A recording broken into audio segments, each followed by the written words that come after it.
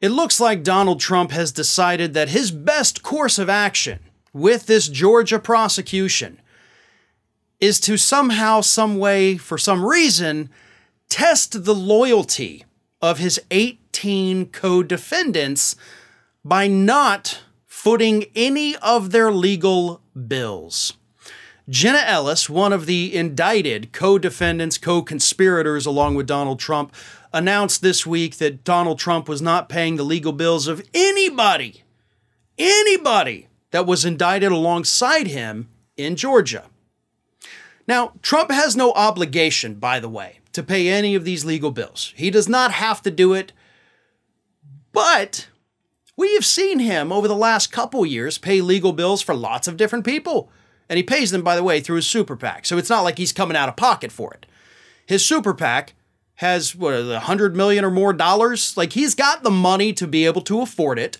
It's not coming out of his pocket, so he's technically not losing anything. So why is he not doing it? Like, that actually makes no sense. Especially because we've seen some of the people who have had Trump paid for lawyers that have gone and given testimony, whether it's in the documents case down in South Florida or testifying to the January 6th committee. When they have their Trump lawyers, they go in and lie and they cover for Trump. But then they fire their Trump lawyers and then they start telling the truth. We actually had the story this week. Mr. Tavares down in South Florida, the IT director from Mar-a-Lago, facing perjury charges while he had a Trump lawyer, drops the Trump lawyer, comes back, recants his statement, says Trump did everything. Same thing, unfortunately, Cassidy Hutchinson. She had the Trump paid for lawyer for the January 6th committee, dropped him, then came back and said, all right, let me actually tell you everything. So Trump knows that paying for these lawyers buys the loyalty.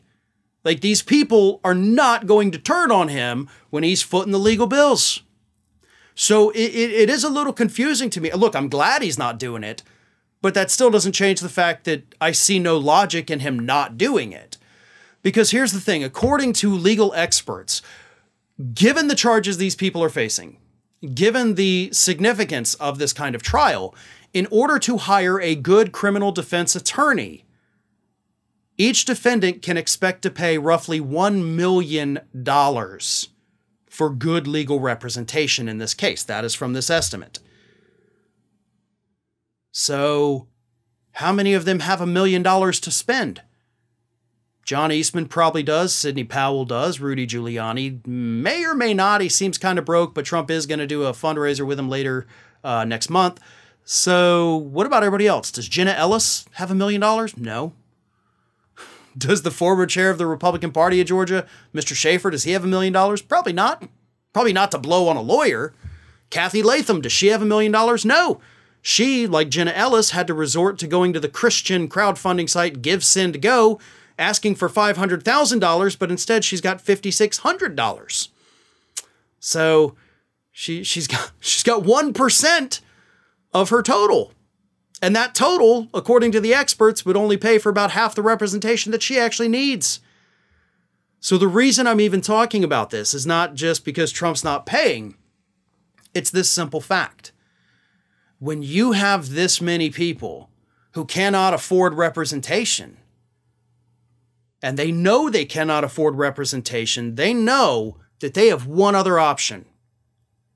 If I can't afford the representation, I need to make the case go away. In order to make the case go away, I have to get a plea deal.